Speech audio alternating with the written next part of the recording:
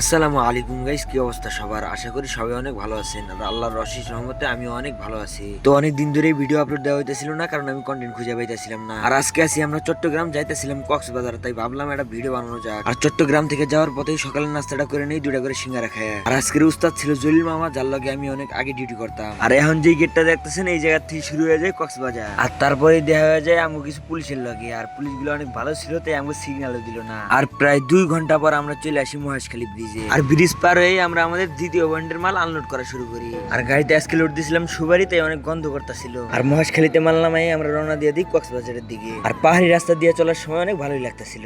আর কিছুক্ষণ চলার পরেই আমরা একটা সুন্দর বাড়ি দেখতে পাই। আর দূরে যে গাছগুলা দেখতেছেন ওইগুলা কিন্তু পাহাড়। আর আকাশের ভিউ গুলা দেখলেই মাথা নষ্ট হয়ে যায়। আর আমরা এখন যে জায়গাটায় আছি, এই জায়গা থেকে কক্সবাজার 20 কিলো দেখাইতেছিল। আর তারপরে আমরা সুন্দর একটা গেট দেখতে পাই। আর এখন যে স্ক্রিনে বাসটা দেখতেছেন, এই বাসটা কিন্তু টিকটকের সুপার রবিন চালায়। তো আজকের ভিডিও এই পর্যন্তই, দেখা হবে অন্য কোনো ভিডিওতে। Bye bye.